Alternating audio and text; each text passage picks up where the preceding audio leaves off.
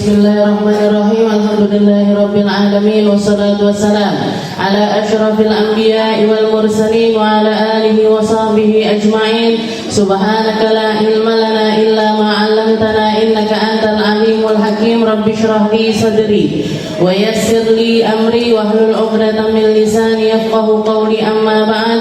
Alhamdulillah ala nikmatil Islam, alhamdulillah ala nikmatil iman wa kafa biha min ni'mat.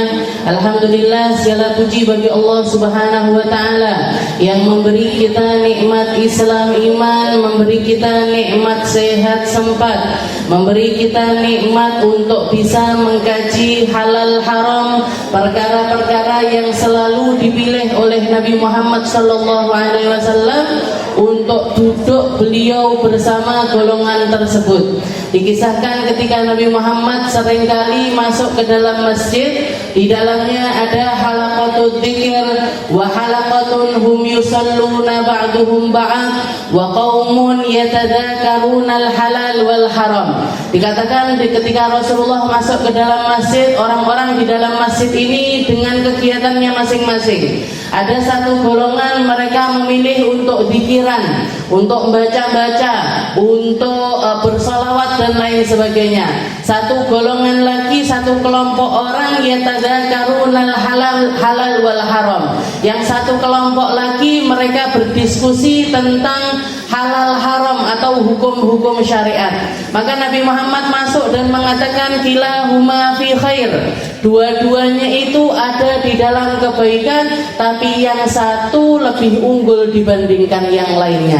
Dan Rasulullah memilih untuk duduk bersama mereka yang sedang mengkaji syariatnya Allah Subhanahu wa ta'ala. Jadi zikir, orang kalau ngaji atau belajar, belajar ilmunya Allah sudah pasti berzikir. Tapi kalau orang berzikir belum tentu mengkaji. Jadi kalau orang mengkaji sesuatu, kita ngaji gini, oh ini hukumnya orang haid seperti ini hukum, itu sudah pasti kita sedang mengingat-ingat untuk menjadi hamba yang semakin bertambah ketakwaannya kepada Allah Ta'ala. Tapi ketika orang berzikir belum tentu mereka itu nambah pengetahuannya. Pikiran berapa kali? Ayo kita baca sholawatan misalkan 313 kali. Kayak rutinannya orang NU itu biasanya baca sholawat nariyah berapa kali? 313. Atau misalkan ini baca ini 1000 kali, baca ini 2000 kali, baca ini. Nah, jadi gimana? Yang mereka lakukan ini ada di dalam perkara yang baik. Yang enggak baik siapa? Yang enggak baik yang enggak zikiran. Yang enggak baik siapa? Yang enggak baik saya enggak sholat. Daripada kita ngeriwui kelompok yang sedang ingat sama Allah Ta'ala, ayo kita ngingetin orang-orang yang belum ingat. Kita ngingetin orang-orang yang belum ingat, yang masih sukanya minum khamr, yang masih sukanya berzina, yang masih sukanya judi dan lain sebagainya. Ayo yang salah-salah ini, yang secara pelanggaran syariat ini benar-benar mutlak semua ulama sepakat itu adalah sebuah keharaman. Ayo kita pelan-pelan ngajak orang-orang ini untuk menjadi orang-orang yang ingat. Sing wis eling, yang sudah ingat, gak usah diutik-utik, karena semuanya ada khilaf. Ada yang bolehin, tapi ada yang nggak bolehin, Ustazah. Ya sudah, kalau misalkan ada yang bolehin sama ada yang nggak bolehin, ada yang menghalalkan hal tersebut, sebagian lagi mengharamkan atau mengatakan itu sesuatu yang nggak boleh. Selama masih ada jalan untuk menganggap mereka ini boleh, nggak boleh, kita itu dilarang untuk ngutak-ngutik, istilahnya ngeriwui kelompok-kelompok yang semacam itu. Kenapa? Karena pada akhirnya kita jadi terpecah belah. Dan Nabi Muhammad SAW istilahnya memperjuangkan agama ini, dan satu-satunya perkara yang bisa merusak dari dalam itu adalah terjadinya perpecahan. Jadi yang nggak setuju ya sudah, nggak usah. Aku nggak cocok karo wong tahlilan, ya sudah nggak usah datang. Bah aku mangan panganane wong tahlilan. Enggak usah makan, Bu, marung aja jenengan. Kok dadak ngeriwui, istilahnya nyalah-nyalahin kelompok tersebut. Jadi kalau enggak setuju, ini loh. Katanya Nabi Muhammad, kuffa alaika hadza. Ketika ada salah seorang sahabat nanya sama Nabi, ya Rasul, gimana ma afdalul a'mal? Amal yang paling baik untuk dilakukan orang ini apa? Rasulullah tahu ini orang sukanya ngomel-ngomel. Ini orang nggak gampang, nggak bisa nahan emosi. Maka sama Rasulullah diginikan, kuffa alaika hadza. Mingkem. Jadi kalau kita merasa ini mulut ini sulit dikondisikan, delok opo titik keluar kata-kata yang nggak baik, kaget titik misuh misalkan. Makanya kalau misalkan nggak bisa ngontrol untuk nggak keluar kata-kata yang nggak baik, diganti jadi kata-kata yang baik. Nanti lek kaget kan kupu-kupu, jangan yang jelek-jelek, atau apa yang lucu-lucu, panda. Jadi yang dengerin ini nggak gitu loh. Nah, karena ini ibadah untuk nahan mulut ini juga termasuk sesuatu yang penting untuk kita lakukan. Nah, kita masuk di dalam pembahasan kita. Kalau di minggu-minggu yang lalu kita masih membahas tentang masul mushaf wa hamlu, keharaman untuk memegang dan membawa Al-Quran. Ayatnya jelas, Allah Subhanahu wa taala mengatakan la yamassuhu illal mutahharun. Al-Quran ini, mushaf ini sesuatu yang di dalamnya ada tulisan ayat-ayat Al-Quran, nggak boleh dipegang, nggak boleh dibawa kecuali oleh mereka-mereka yang sempurna toharohnya, yang sempurna bersihnya, bebas dari hadas kecil, juga bebas dari hadas besar. Berarti apa? Punya wudu. Intinya kalau kita bilang yang boleh megang Al-Quran ini siapa? Mereka-mereka yang sudah memiliki wudu, nggak batal wudunya, nggak batal wudunya. Dan amaliyahnya para sahabat juga menunjukkan tentang perkara tersebut. Dikatakan ada dua orang sahabatnya Nabi, Sayyidina Mus'ab duduk bersama putra dari Sayyidina Sa'ad bin Abi Waqqas. Dua orang sahabat. Tapi yang satu ini lebih muda dibandingkan Sayyidina Mus'ab bin Umair. Dikatakan ketika anak tersebut atau yang muda ini tadi duduk di hadapannya Sayyidina Mus'ab dan mereka ini sedang mengkaji Al-Quran, sama-sama bawa Al-Quran. Dilihat sama Sayyidina Mus'ab, ini anaknya Sa'ad bin Abi Waqqas, amin garuk-garuk air. Dan maaf, garuk-garuknya itu di bagian situnya, di bagian yang dekat sama kemaluannya. Katanya Sayyidina Sa'ad, la'allaka masasta, jangan-jangan gatalmu ini gara-gara kamu kesentuh sama bagian kemaluanmu. Katanya putranya Sa'ad bin Abi Waqqas, iya kayaknya. Kalau kayak gitu, taruh mushafmu, fadhhab fatawaddo. Kalau gitu pergilah kamu, setelah itu wudulah, baru kita bisa ngaji lagi. Ini menunjukkan kalau Al-Quran yang mereka pegang ini nggak boleh dipegang kecuali ketika mereka itu dalam keadaan punya wudu. Kalau nggak mungkin Sayyidina Mus'ab nyuruh seperti itu. Nggak mungkin nyuruh fadhhab, idhab, pergi dulu, wudu dulu, baru ngaji lagi. Nggak mungkin nyuruh yang semacam itu. Kalau bukan ini menjadi aturan yang diaturkan oleh Nabi kita Nabi Muhammad SAW. Tapi lain halnya kalau misalkan Al-Quran itu dituliskan tidak niatnya untuk nulis Al-Quran. Kayak misalkan buat ngirim surat, Rasulullah beberapa kali ngirim surat kepada para raja-raja yang ada di sekitarannya, yang ada di Jazirah Arab, tapi belum memeluk agama Islam. Itu Rasulullah ngirim surat ke mereka. Dan di dalamnya itu walaupun ada tulisan-tulisan yang lainnya, tapi di dalamnya ada termasuk ayat-ayat, kutipan-kutipan ayat Al-Quran yang dibawa oleh Nabi Muhammad SAW. Biasanya Nabi Muhammad itu memulai dengan Assalamu ala manittaba'al huda. Suratnya Nabi itu paling atas biasanya beliau mengucapkan Assalamu ala manittaba'al huda. Salam sejahtera bagi mereka-mereka yang telah mengikuti jalan petunjuk. Aslim taslam, masuk Islamlah kamu akan selamat. Masuk Islamlah kamu akan mendapatkan pahala 2 kali lipat. Masuk Islamlah kamu akan mendapatkan pahala bagi setiap rakyatmu yang masuk ke dalam agama Islam. Min Muhammad bin Abdullah, min Muhammad Rasulillah. Ini surat datang dari Muhammad, utusan Allah Subhanahu wa ta'ala. Kadang-kadang Rasulullah ngirim surat kalau ke negeri-negeri yang mereka ini min ahlil kitab.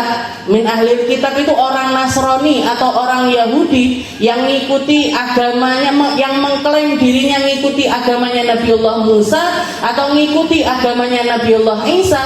Rasulullah akan mengutipkan ayat-ayat Al-Quran yang senada, yang sesuai dengan mereka.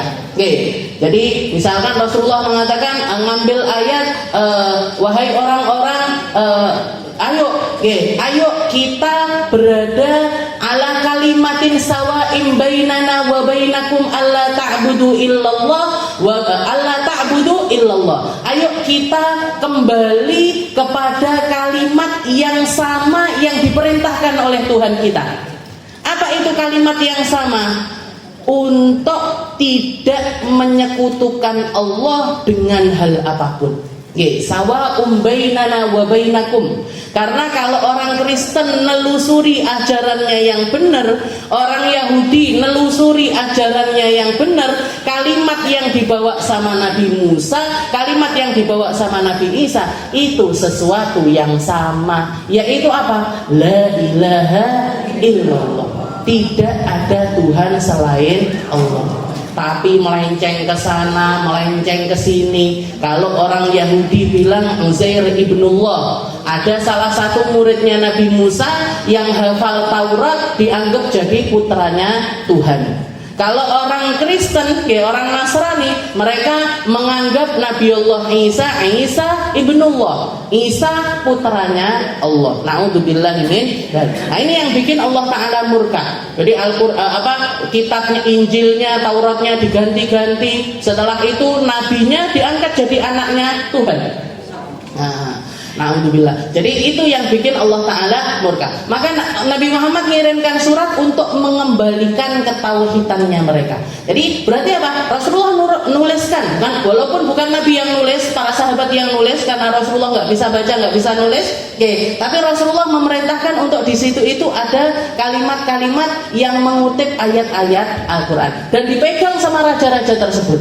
Dan raja-raja ini karena mereka non-muslim sudah pasti berhadas besar napa mboten? Sudah pasti. Orang kalau sudah balik, terus nggak punya syariat mandi besar, berarti mereka ini keadaan dirinya sedang berhadas besar. Sudah pasti pernah ihtilam. Kalau sudah rumah tangga berarti sudah pernah berhubungan suami istri. Sudah pernah berhubungan suami istri. Walaupun mereka sama-sama mandi, tapi mandinya ini nggak ngangkat hadas. Hadas besarnya mereka nggak terangkat. Kenapa? Karena salah satu syaratnya orang mandi besar itu Islamun Nawi. Yang mandi harus niat, dan yang niat ini harus beragama Islam. Jadi misalkan ada orang non muslim sholat, sah apa enggak sholatnya? Ya enggak sah. Ada orang non muslim bayar zakat, sah apa enggak zakatnya? Enggak sah. Ada orang non muslim puasa Ramadan, sah apa enggak puasanya? Enggak sah. Kenapa? Karena syaratnya ibadah-ibadah tersebut niat. Jangan sholat kudu niat, puasa kudu niat. Yang nggak perlu niat itu cuma sedekah.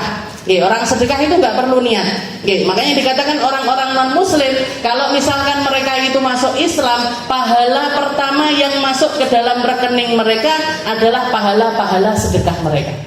Kalau mereka pernah baik sama orang tuanya, ngasih sangu orang tuanya, ngasih sangu anaknya, pernah sedekah sama orang, pernah berbuat baik, pernah ngasih penerangan jalan, pernah benerin got misalkan, nah itu semuanya pahalanya langsung masuk ke rekeningnya mereka.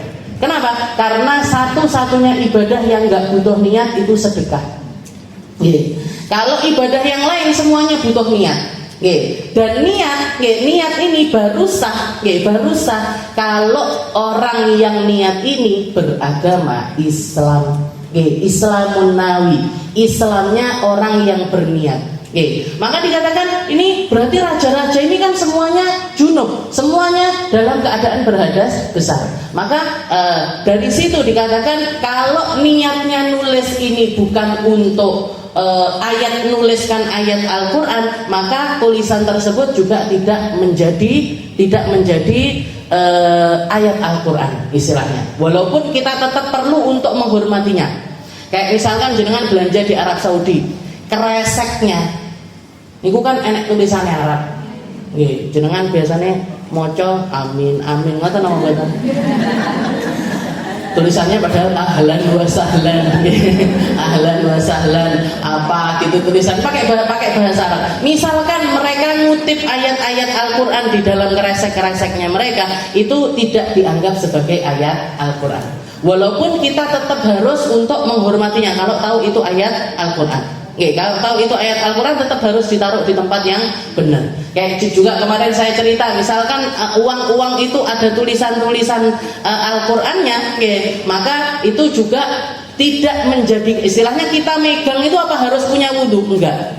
Megang uang yang misalkan ada tulisan ayat-ayat Al-Quran, megangnya enggak harus punya wudhu, tapi naruh di tempat yang baiknya tetap harus. Tidak boleh dibawa ke kamar mandi. Bawa ke kamar mandi nggak boleh kalau sudah ada tulisan ayat-ayat Al-Quran, karena itu nanti hukumnya masuk di dalam perkara tersebut. Jadi la yamassuhu illal mutahharun. Jadi kita sebagai umat Islam, kalau misalkan mau membawa Al-Quran, megang tulisannya Al-Quran, wes cukup pakai dalil ini. La yamassuhu. Saya kalau mau megang ya kudu duwe wudu. Bukan karena, jadi penghalangnya itu bukan karena seperti sentuhannya laki-laki sama perempuan yang salah satunya bikin batal, enggak, tapi karena memang aturannya Allah Ta'ala tentang Al-Quran itu enggak boleh dipegang kecuali kalau kita dalam keadaan suci.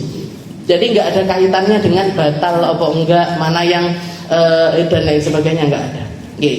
Itu keharaman yang ketiga dan keempat. Jadi yang pertama sholat dan semua yang semisal dengan sholat. Tawaf, tawaf mau itu sunnah, mau itu wajib, semuanya juga tidak diperkenankan bagi orang yang haid ataupun nifas. Yang ketiga megang Al-Quran. Yang keempat adalah membawa Al-Quran. Megang Al-Quran, membawa Al-Quran. Sekarang kita masuk ke keharaman yang kelima, al-lubthu fil masjid. Berdiam diri di dalam masjid. Sama halnya dengan Al-Quran yang Nabi Muhammad atau Allah Ta'ala punya aturan khusus tentang Al-Quran, begitu juga dengan masjid, Allah Ta'ala punya aturan khusus tentang masjid. Kenapa? Karena masjid itu salah satu bangunan ataupun tempat, lokasi tanah yang hakku tasarrufatuhu, hak pentasarrufannya sudah bukan berkaitan dengan manusia tapi dengan Allah Ta'ala. Yang namanya masjid itu apa sih? Masjid yang namanya masjid itu adalah area tempat yang dipakai sujud. Dipakai sujud maksudnya dipakai untuk melaksanakan sholat 5 kali. Ada azan sehari 5 kali di tempat tersebut. Dan area yang dianggap jadi masjid adalah area yang diwakafkan oleh wakif. Area yang diwakafkan sama yang mewakafkan tempat tersebut. Dan hukumnya orang wakaf itu terserah orang yang wakaf. Kalau nggak salah saya beberapa pertemuan yang lalu juga pernah sedikit bahas tentang wakaf. Yang namanya wakaf itu terserah siapa yang mewakafkan tempat tersebut. Terserah mereka. Termasuk privilege dari Allah Ta'ala atau sesuatu yang diperbolehkan hak yang diberikan sama Allah Ta'ala kepada orang yang mewakafkan sesuatu. Itu tempat yang dia wakafkan, terserah gimana dia mewakafkannya. Misalkan, saya punya satu petak tanah, saya pengen bikin masjid di sini. Saya pengen bikin masjid di sini. Mana yang jadi masjid? Nih, 1/4-nya tak jadikan masjid. 1/4-nya lagi tak jadikan parkiran. 1/4-nya lagi tak jadikan lapangan bola. 1/4-nya lagi tak jadikan pertokoan. Jadi misalkan tempat satu kotak gini, satu kotak tanah seperti itu, seperempat di pojokan tak jadikan masjid, seperempatnya lagi jadi parkiran, seperempatnya lagi jadi lapangan bola, seperempatnya lagi jadi pertokoan. Gimana ini hukumnya? Boleh, silahkan. Yang dihukumi masjid yang mana? Yang dihukumi masjid yang area diwakafkan jadi masjid. Lapangan tetap jadi lapangan, parkiran tetap jadi parkiran, toko-toko juga tetap jadi toko-toko. Atau misalkan saya punya satu petak tanah nggak luas, lahannya sempit, saya mau bikin bangunan ini 4 lantai. Lantai 1 jadi parkiran, lantai 2 jadi masjid, lantai 3 lapangan, lantai 4 pertokoan. Misalkan kayak jadi mall-mall ngoten. Gimana ini? Berarti yang diwakafkan jadi masjid ini mana? Yang jadi masjid lantai 2. Yang berkaitan hukumnya, orang haid gak boleh masuk, orang junub gak boleh masuk, orang nifas gak boleh masuk. Yang mana? Ya yang bagian masjid saja. Pergi ke parkiran boleh, ke lapangan boleh, ke toko-toko juga boleh. Jadi wakaf itu, yang namanya orang wakaf itu melepas hak tasarrufatu nafsi, haknya dia untuk, jadi istilahnya yang dulu ini tanah atas nama saya sudah berubah menjadi milik Allah Ta'ala, walaupun yang mewakafkan ini tetap boleh ngatur sedemikian rupa. Bahkan misalkan saya mau bikin masjid, namanya apa? Namanya Ribat Aisyah, tapi sopo ae sing jenenge Aisyah ndak oleh mlebu. Misalkan ada orang bikin masjid unik ngoten. Saya mau bikin masjid namanya apa? Ribat Aisyah, tapi sing jenenge Aisyah ndak oleh mlebu. Boleh apa ndak? Boleh. Silahkan. Wong masjid-masjid jenengan. Wong masjid, kalau misalkan yang mewakafkan ini punya pikiran unik seperti itu enggak apa-apa. Siapapun siapapun boleh masuk kecuali keluarganya orang ini, kecuali keluarganya orang ini. Boleh. Meskipun resiko ditanggung sendiri, Kenapa? Karena itu mesti jadi omongan se-Indonesia Raya. Bakalan jadi ada orang bikin masjid jenenge Ribat Aisyah, tapi sing jenenge Aisyah ndak oleh mlebu. Nah, ini kan viral nih nanti masjidnya. Jadi boleh, terserah, terserah, karena yang namanya wakaf itu terserah kepada yang mewakafkan. Bahkan sekecil apapun kita bisa wakaf sebenarnya. Tapi kalau sudah wakaf berarti hak kita dari benda itu selesai. Saya wakaf, Mbak, misalkan ke Al-Fatah ini, jenengan pengen wakaf, Mbak Ira, saya pengen wakaf mic. Saya pengen wakaf mic, tapi yang boleh pakai cuma Ustazah Aminah misalnya. Pak polisi kayak ini nggak oleh. Ustazah yang lainnya nggak boleh. Pokoknya mek tinggi Ustazah Aminah toh. Gimana hukumnya? Boleh. Boleh. Yang seperti itu boleh. Saya pengen wakaf lampu, tapi Mbak Ira, kalau sudah jam sekian harus dipateni, nggak apa-apa, nggak apa-apa. Walaupun nanti juga pengurus masjid punya hak. Ya udah Bu, kalau memang kayak gitu berarti saya pasangnya di sini aja. Berhak, istilahnya pengelola masjid itu berhak untuk bikin aturan-aturan, terserah mereka sendiri. Tapi wakaf itu, maksud saya wakaf itu sekecil apapun itu diperbolehkan sama Allah Ta'ala. Wakaf, tapi yang namanya wakaf itu nanti hak tasarrufnya hilang. Misalkan lagi jenengan lihat di pelatarannya Al-Fatah ini ada area kosong, kan ditanami pohon-pohon itu.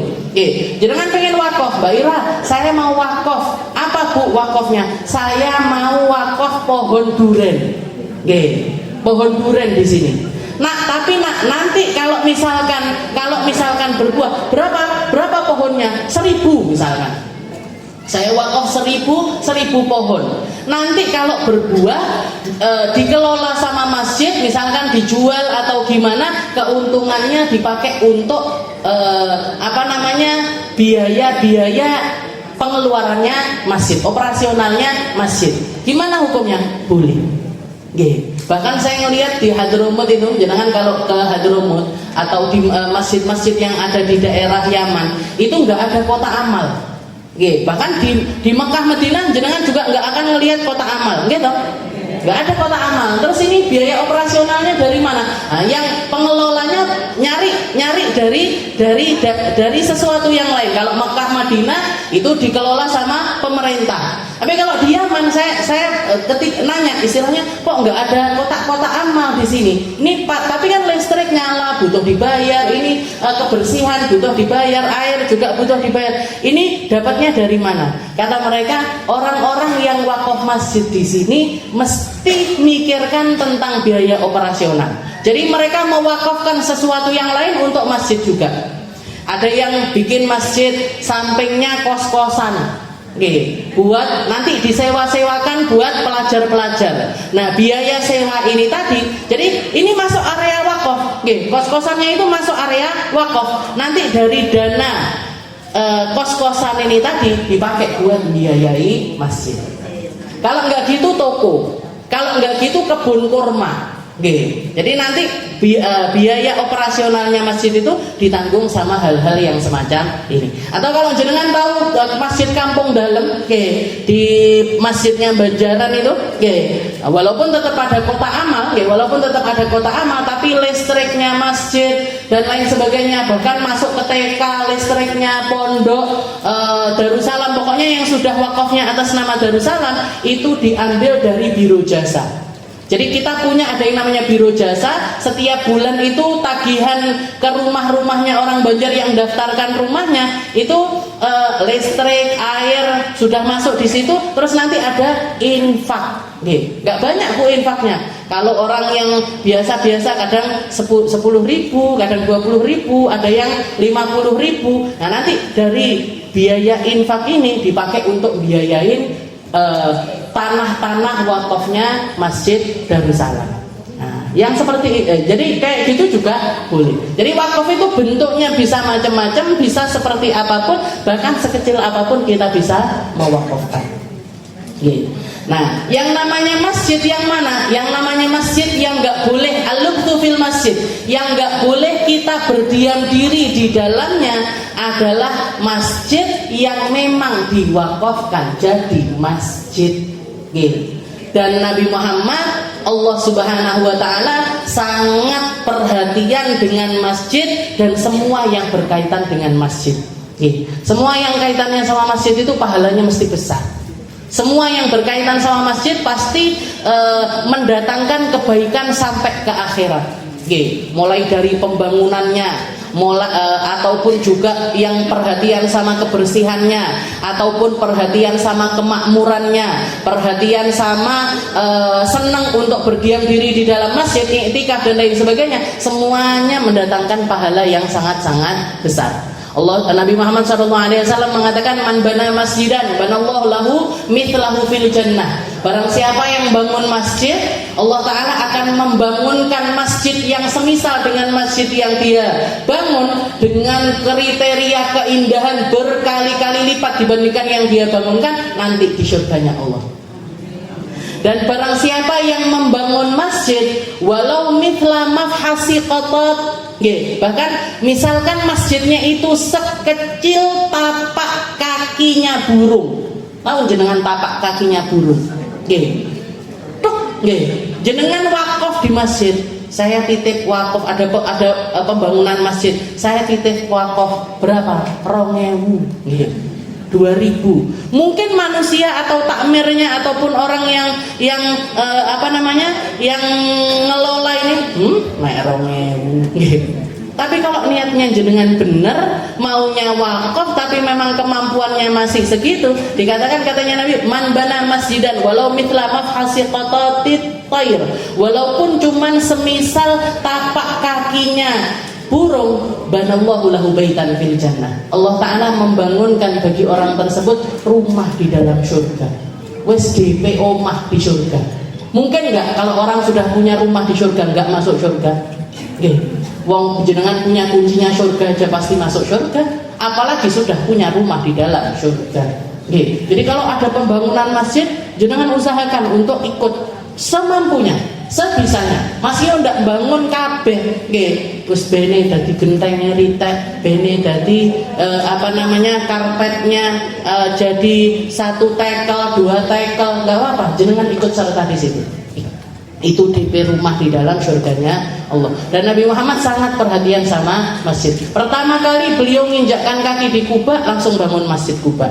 Setelah itu beliau menginjakkan kaki di Madinah, beliau langsung bangun Masjid Nabawi. Jadi masjid pertama yang dibangun sama Nabi Muhammad namanya Masjid Quba.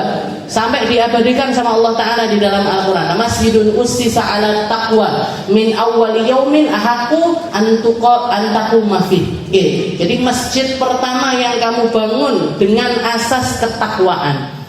Tapi kembali lagi, semua amal perbuatan kalau asasnya bukan ketakwaan, kalau niatnya nggak benar, percuma. Sebesar apapun, semewah apapun, seindah apapun, sebaik apapun fasilitasnya, kalau niat bangunnya nggak benar, bukan karena ketakwaan, nggak dijaga takwanya sampai akhir hayatnya, percuma bu. Pahala-pahala besar ini kelong kabeh, hilang kabeh kalau niatnya nggak benar. Jadi yang perlu diperhatikan ini tadi, la masjidun ussisa ala taqwa. Saya bangun masjid, kenapa? Nyari pahala dari Allah. Bukan karena kepentingan hawa nafsu. Nah, yang saya katakan tadi, boleh gini, boleh gini, boleh gini, dengan segala keunikannya orang yang pengen wakaf. Nah, itu biasanya menandakan kalau niatnya nggak bener. Ya toh, mosok aku bangun masjid sing jenenge Aisyah ndak oleh mlebu. Ini kan aneh. Nah, ini berarti kan walaupun aturan secara fikih itu berbeda, ilmu hakikat itu berbeda. Jangan kalau belajar fikih itu kudu dibarengi sama tasawuf. Karena kalau saklek pakai fikih tok, jenengan fikih uripe saklek banget. Hidupnya akan menjadi hidup yang katanya Ustazah olah nenggone fikih olah. Ini memang di dalam fikih boleh, tapi akan merusak hatimu, akan merusak rohmu, akan merusak amaliyahmu. Karena kalau ilmunya Allah, la masjidun ussisa ala taqwa. Jadi kalau sudah bangun masjid, di sandarannya ke dalam ketakwaan. Mana yang terbaik untuk masjid, mana yang paling baik untuk kemaslahatannya masjid. Jadi dikatakan di sini yuhramu 'alal haid wan nufasa al-lumtu fil masjid liqauli sallallahu alaihi wasallam inilah uhillul masjid li haid wala li junub.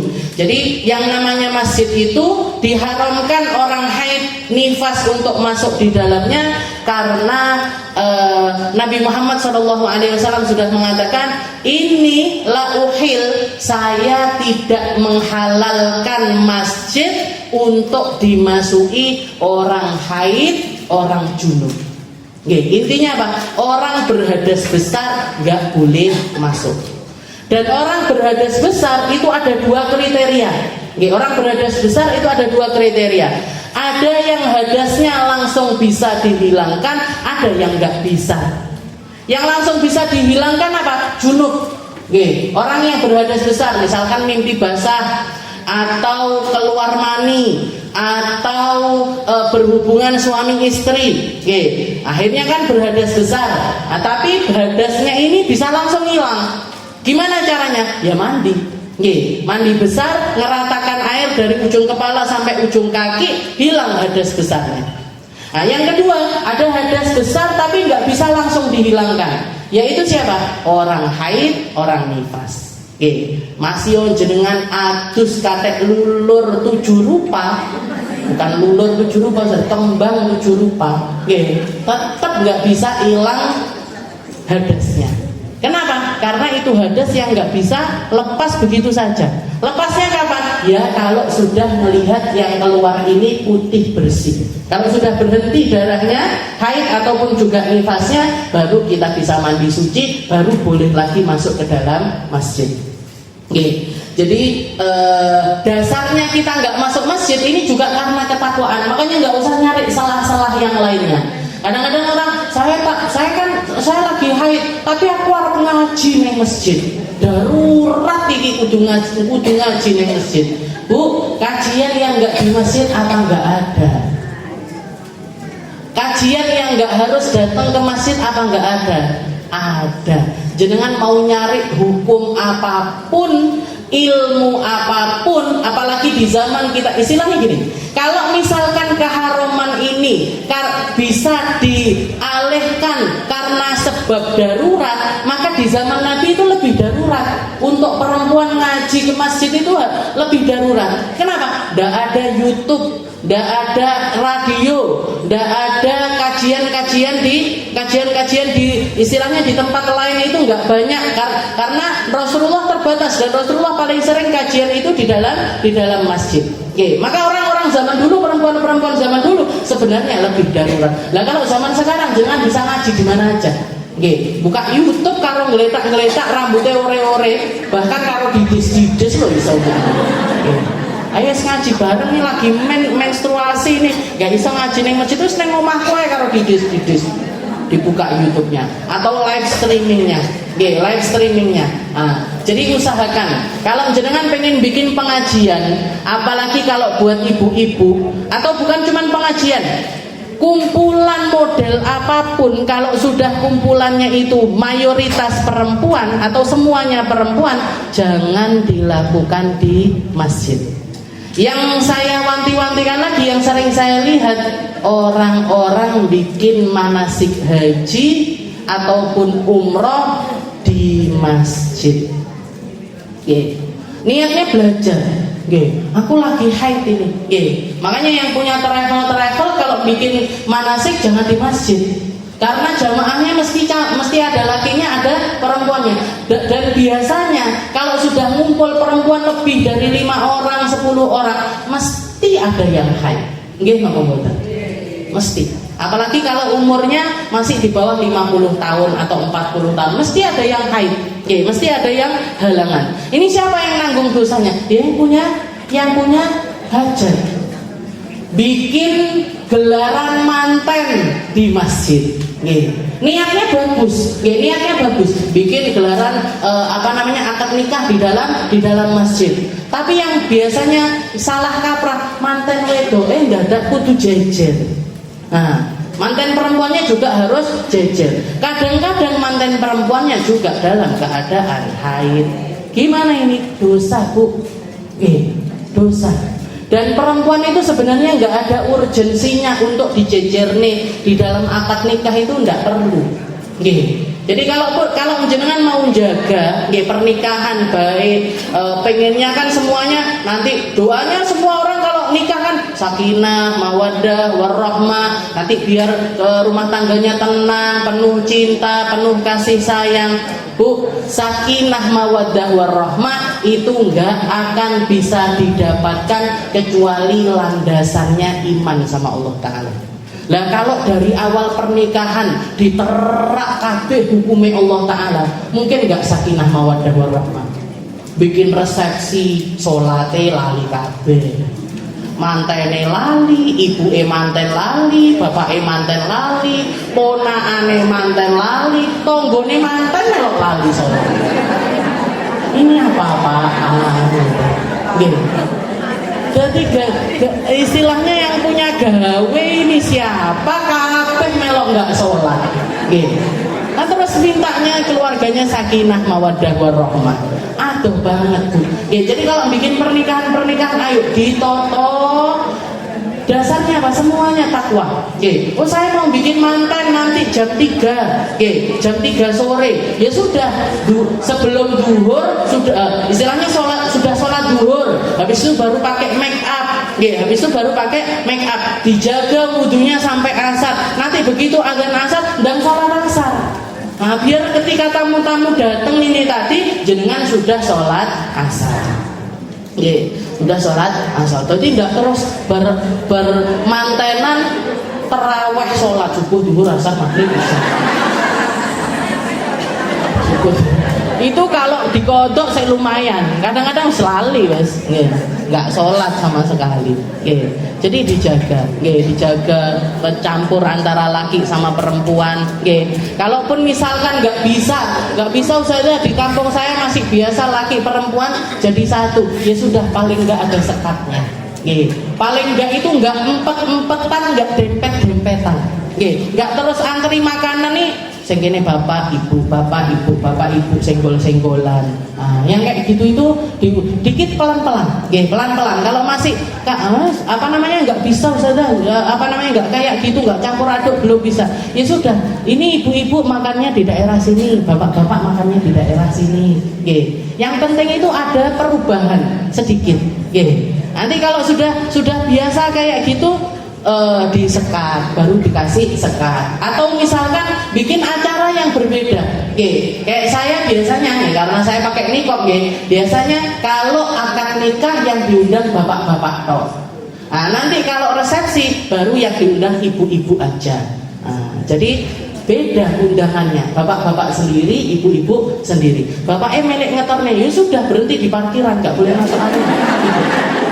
Bapak-bapak ngetornya di parkiran aja, nggak boleh masuk karena itu areanya perempuan. Jadi dibikin, ditoto. Jenengan punya acara, budget dari jenengan, terserah jenengan kan? Terserah kita mau nyeting seperti apa. Nah ini harus hati-hati. Jadi manten di masjid, habis itu manasik umroh haji jangan dilakukan di masjid kalau jamaahnya banyak perempuannya. Atau ada perempuannya aja, jangan dilakukan di masjid. Akad nikah di masjid nggak apa-apa, tapi yang masuk area masjid itu bapak-bapak aja. Ibu-ibu di area yang lain misalkan, ibu-ibu di area, atau ibu-ibunya di terasan rumah, di terasan masjid, ibu-ibunya di terasan masjid, bapak-bapaknya di dalam area masjid. Wes mantan wedok niki kalau misalkan memang masih terbiasa jejeran laki perempuan, ditanya kamu haid apa enggak? Oh saya lagi haid, nah berarti nggak usah duduk sampingan. Kalau misalkan dia bilang oh saya lagi suci, ya udah nggak apa-apa, jejeran di situ nggak masalah. Karena hadisnya jelas, inilah uhillul masjid lihaid wala lijunub. Saya tidak menghalalkan masjid untuk dimasuki orang haid ataupun juga junub. Wa kadzalika yahrumu taraddud fil masjid li'anna taraddud yushbihul muqadd. Begitu juga sama halnya dengan taraddud. Taraddud ini apa? Taraddud itu wirawiri di masjid. Melbu, metu. Biasanya IO nih. Gimana ini? Nah, IO-nya acara ataupun misalkan pengurus panitia biasanya wirawiri di dalam masjid. Nah, ini pun sama. Sama hukumnya. Tetap enggak boleh. Yang boleh apa? Yang boleh nanti ada hukumnya sendiri, namanya murur.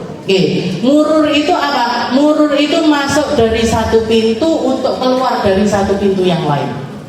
Ketika Nabi Muhammad pernah nyuruh Sayyidah Aisyah untuk ngambil barang di dalam masjid, wahai Aisyah, ambilkan barang saya di dalam masjid.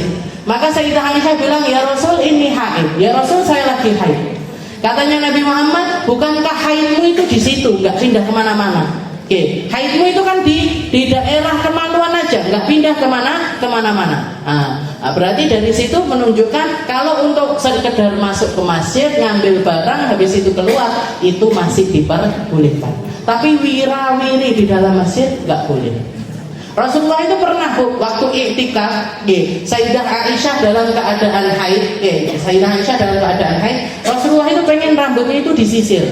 Pengen rambutnya itu disisirin sama Sayyidah Aisyah. Beliau pergi ke samping masjid, geletak di pintunya masjid, badannya Nabi di masjid, kepalanya di rumahnya Sayyidah Aisyah. Jadi ngeten. Setelah itu Sayyidah Aisyah nyisirin Nabi Muhammad dari pintu tersebut. Itu mesranya Nabi sama Sayyidah Aisyah. Bahkan sama istri-istrinya pun seperti itu. Seringkali beliau duduk geletak di pangkuannya para istrinya, walaupun istrinya dalam keadaan haid, ya Qur'an, baca Al-Quran. Wirid hariannya Nabi dari Al-Quran itu nggak dilepas, meskipun geletak di pangkuan para istrinya. Jadi yang dibaca Al-Quran. Jangan mangku bojone tahu namun betul. Kata di kayak rumah taraddud fil masjid karena taraddud yushbihul bariki di pangku bojone dewe-dewe lho nggih. As-sadis qiraatul Quran bi qasdil qiraah. Yang keenam nanti pembacaan Al-Quran dengan niat membaca. Insyaallah kita lanjutkan di pertemuan yang selanjutnya.